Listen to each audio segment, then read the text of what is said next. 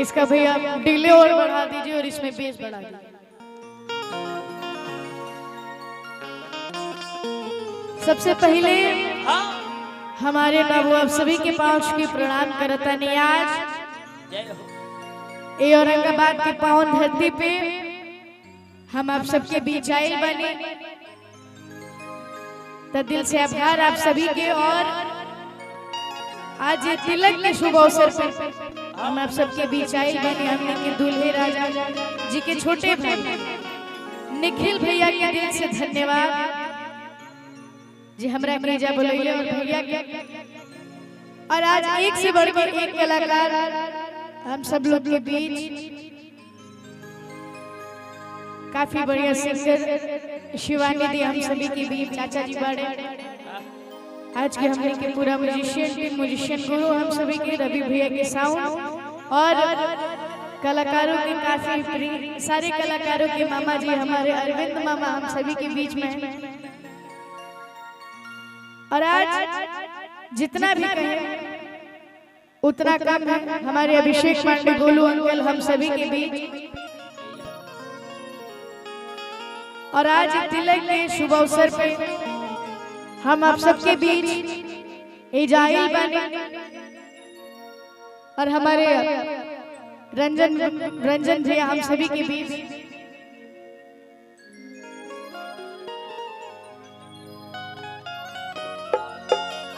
और हमारे इस कार्यक्रम के ऑर्गेनाइजर हमारे निरंजन विद्यार्थी भैया जिनके साथ मेरा ये दूसरा कार्यक्रम है औरंगाबाद में। और वो सबके आशीर्वाद से हम भोजपुरी में 45 सुपर फिल्म गई, सैकड़ों एल्बम गई, सैकड़ों स्टेज शो गई। और आप सभी के आशीर्वाद, आप सभी के प्यार, आप सभी के स्नेह ऐसे ही हमारा पे बनल रहो। और कहें कि आज एक से बढ़ के एक कलाकार हम सभी के बीच बाड़े तो ज्यादा देर ना करते हुए हमने के कार्यक्रम के शुरू कर जाओ। और आज के शुभ तिलक समारोह में हम आप सबके बीच आए बने। और दूल्हे राजा जी का नाम क्या, एक बार भैया का नाम पता चल जाता। अभी तिलक हो तो नीतीश भैया हमारे दूल्हे राजा हमारे नीतीश भैया जिनका अभी तिलक चल रहा है। वहाँ आगे से हमारी माता बहनें देख रही है, उनका भी आगमन बहुत जल्द हम सभी के बीच होने वाला है। और मैं चाहता हूँ कि ज्यादा देर ना करते हुए कार्यक्रम को शुरू किया जाए।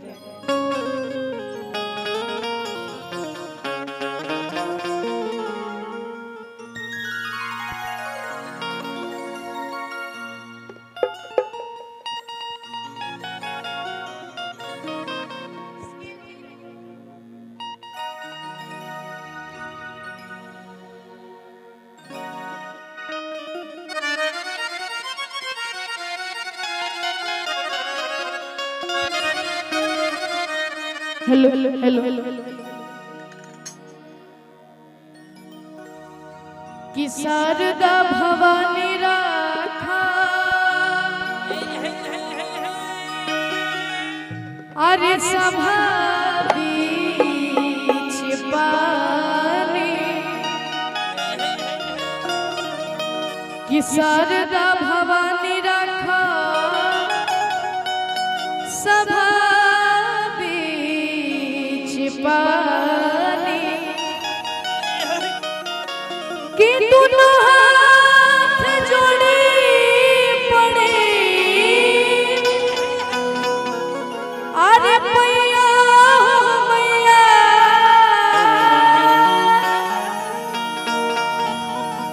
कि बुधिया के हीन बानी दुखिया में दीन बानी आना पूरा पढ़नी हम अरे पढ़ैया हो मैया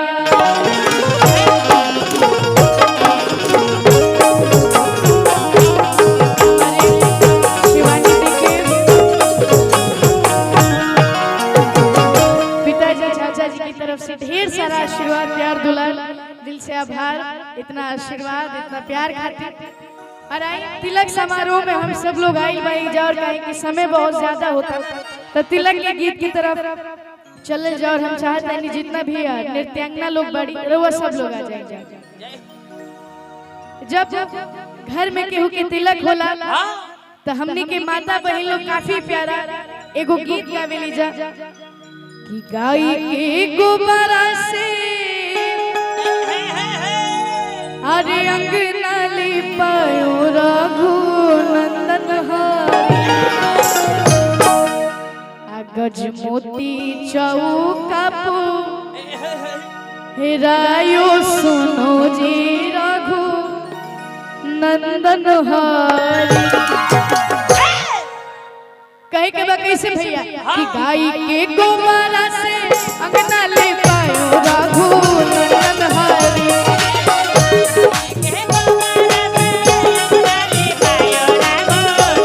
और हमारे जितने भी यूट्यूबर वाले भैया लोग आए हैं सबको मेरा प्रणाम। अरे गाई के गोबरा से अंगना ले पायो रघु नंदन हरि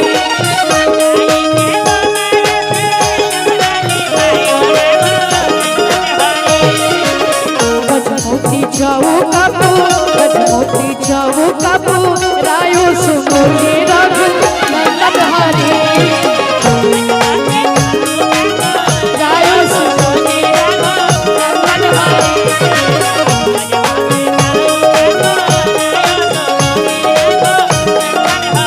गाई के गोबरा से अंगना ले पायो रघु नंदन हरि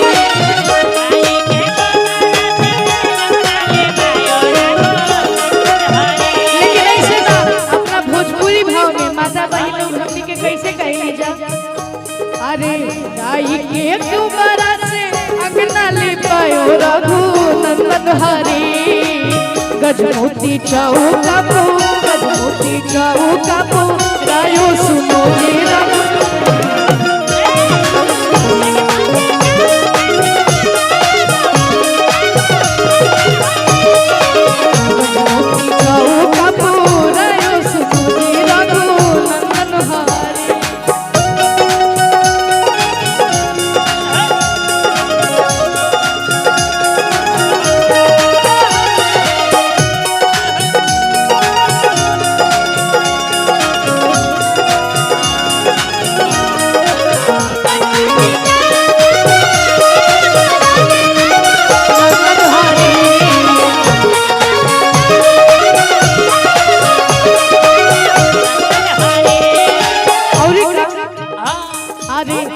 चौका बैठस राजा दशरथ के ललना रघु नंदन हरि